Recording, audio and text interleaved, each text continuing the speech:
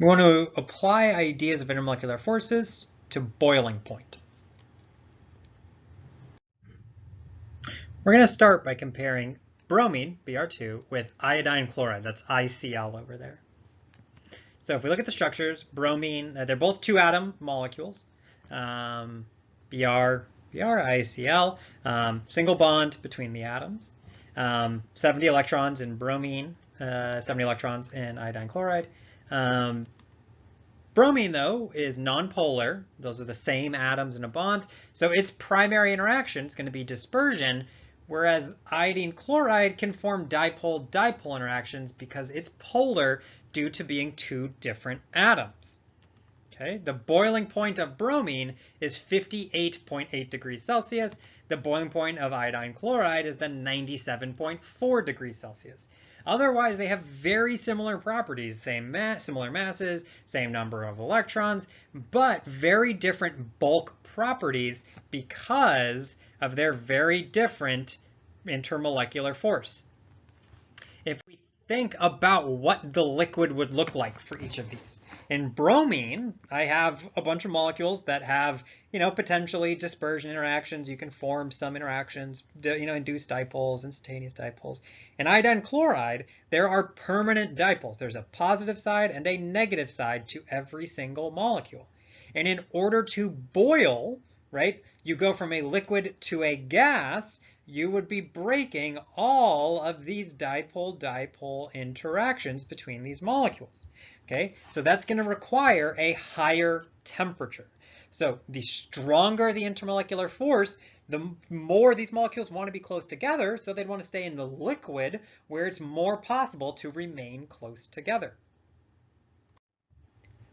So wanting information on the boiling point of these 2 compounds comes directly from knowing the different type of intermolecular force.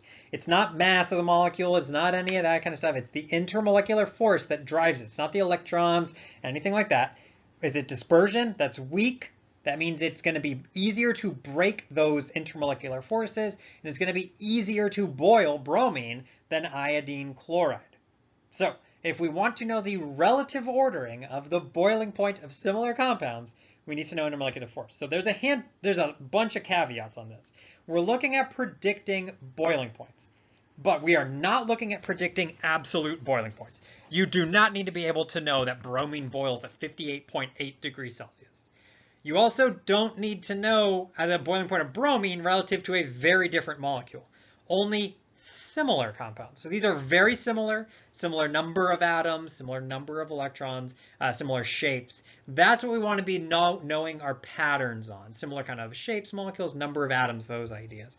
And all we want to know is the relative ordering. Just the fact that this 97.4 is higher than 58.8. So I don't expect you to know what the numbers are from the structure. I do expect you to be able to know that iodine chloride is going to be greater than bromine because of the intermolecular force. And this gets back into the ideas that we introduced previously about the fact that, say, boiling is endothermic. You always have to put heat in to do that. And you have to put that heat in because you're breaking all of these intermolecular attractions. This, for example, in water is a lot of hydrogen bonds to break. In the gas phase, these molecules are all isolated. They are not forming hydrogen bonds. So the boiling point is the temperature at which there's enough energy just coming from kind of the ambient surroundings to break all of those hydrogen bonds. In the case of water or whatever the molecule is, your intermolecular force. So if you have stronger intermolecular forces, those molecules want to stay together in the liquid. And you have to have higher temperatures are required in order to overcome that sort of ambient heat to drive the motion that we would see in our gases. And so when we're looking at this, say comparing water, H2O, to H2S, those are similarly shaped molecules, similar number of atoms, and the same kind of arrangement. What we're looking at is that primary intermolecular force. What is the strongest? Water, remember, because it can do hydrogen bonding, it can also form dipole-dipole interactions. But importantly, hydrogen bonding is primary. It's dipole-dipole is primary for H2S. That's a weaker type of interaction. So as a result, you get a lower boiling point for H2S. In this case, it's a really big difference. But we're looking for that primary interaction. So, those questions we were looking at initially, like what is the ordering, solid, liquids, and gases? We can know that things that are solids have stronger intermolecular forces, probably stronger primary intermolecular forces. All right, so what about a tiebreak? We know primary intermolecular force matters, but there's kind of some other aspects. There's a lot of polar molecules. How do we determine the order on those? So it comes into a feature of what's called polarizability. So if we look at this word, polar is making things polar. And then isa means turning it into a polar, and ability, the ability to become polar. Okay, so this is the ease of distorting electrons in a molecule, right? Electrons kind of have a standard organization, whether or not that's a polar or nonpolar. How much can they leave that? Okay, so molecules that with a higher polarizability have stronger dispersion. Because if you think about higher polarizability, means those electrons are moving around more fluidly. You can get things like instantaneous dipoles relatively easily. You can get induced dipoles relatively easily. And so the more electrons there are in a molecule, the higher polarizability. So bigger molecules have stronger dispersion. Okay, so bigger molecules have more electrons, stronger dispersion. People normally use like molar mass as a stand-in for electrons, but really it's just the number of electrons. And this is just really kind of a probability thing, right? If you think about getting like an instantaneous dipole, it's kind of like a traffic jam where you have like electrons like, jamming up on one side of the molecule. Oh, there's like electrons over here. You get an extra dipole. The more electrons there are, the more likely you get a traffic jam. It's way worse traffic in Houston than in Waco. So the purpose of this is as a tiebreaker. If you have, say, molecules with the same primary intermolecular force, larger molecules have stronger dispersion and therefore higher boiling points. So HCl, HBr, and HI, that's a hydrogen bonded to a halogen. All of those are polar. So dipole-dipole interactions are going to be the primary type of interaction, but we can predict the relative ordering of boiling points because chlorine, then to bromine, then to iodine, you are increasing the number of electrons. It's a bigger molecule. Therefore, you get a higher boiling point. So HI has a higher boiling point because there's a lot more electrons. There's what, 3 times? It's double. It's times 2 times 3 here. Is that right? Yeah, times 2 times 3 electrons. And so there's a lot more electrons. You get a lot more backups wherever it is around the bond. And one of the ways, again, you can kind of think about what goes on here is that like HI is polar, and all of a sudden it can become more polar because of a backup of the electrons, or kind of strengthening or enrichment of electrons in one side of the molecule and a depletion on the other side. And also really big that inducing dipoles is very easy, so you can really get a lot of effects from that.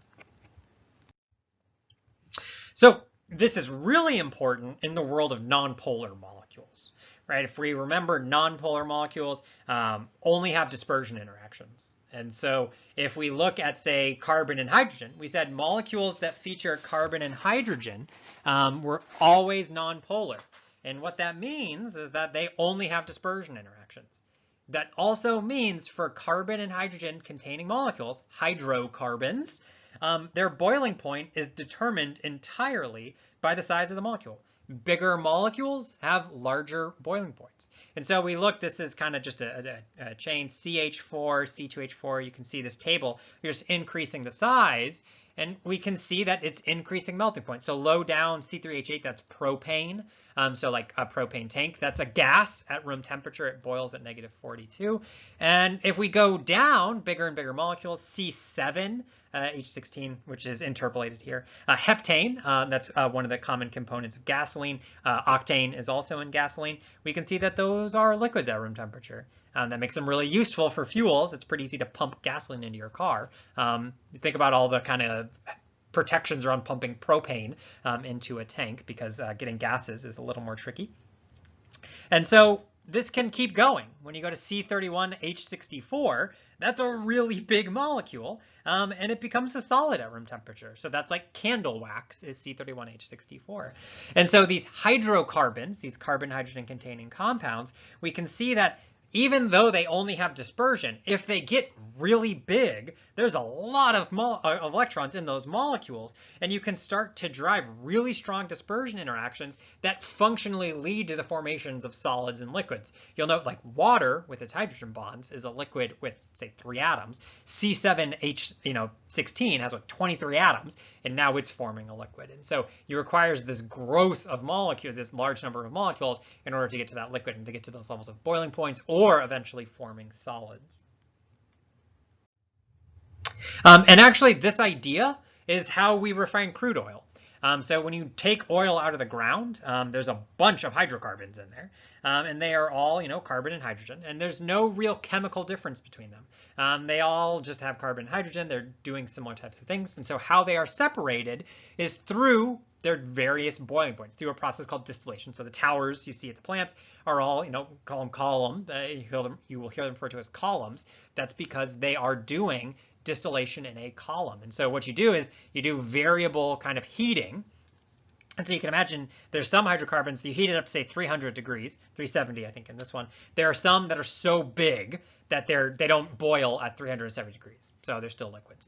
And then as what boils goes up the column, it starts to cool down away from the heat source, and so things become liquids at those cooler temperatures, and then they flow off. And they flow off here, and eventually you get the things that are gases or even gases at room temperature that pop out.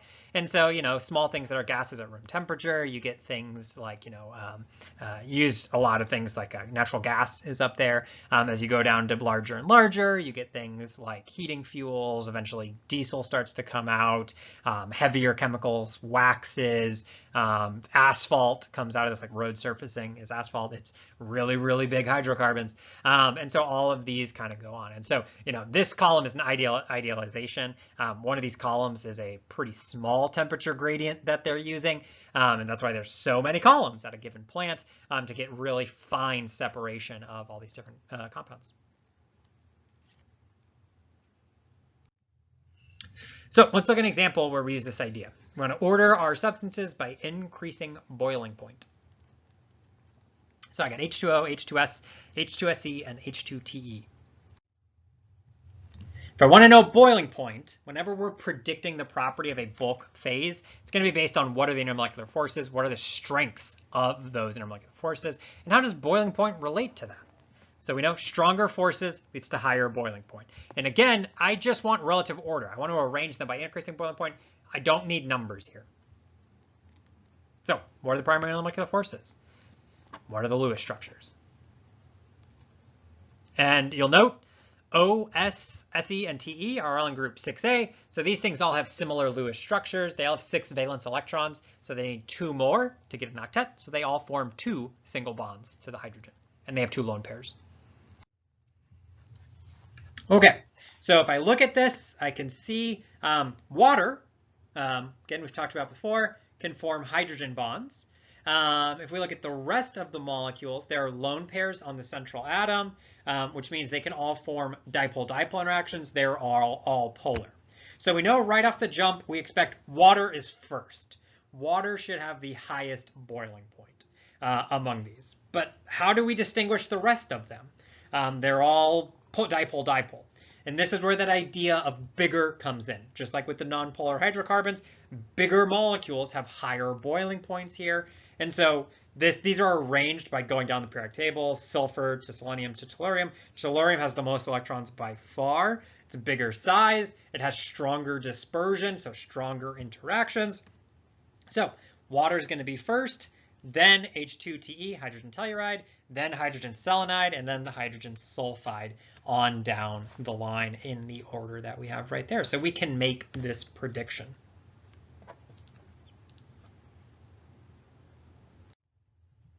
And this prediction that we did, you'll note we did it for group 6A, all the hydrogen compounds in 6A, but this is in general true for group 5A, which is the nitrogen column, You can see that has hydrogen bonding, and then we get this kind of, everything else is dipole-dipole, and we get the ramp up based on size, the halogens with fluorine, and water with its oxygen with that column.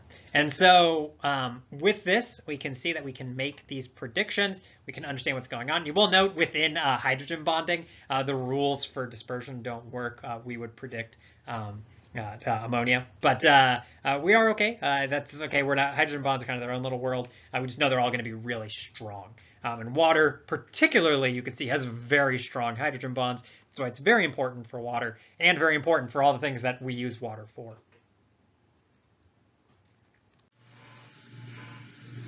Participation 828, question 3. Which substance has the higher boiling point? CH3F or CH3OH? Is the third question on participation 828, due Friday, August 28th at 11:59 p.m. over on Blackboard. The link to the assignment is right below the document where these videos are posted. Again, which substance has the higher boiling point? CH3F or CH3OH?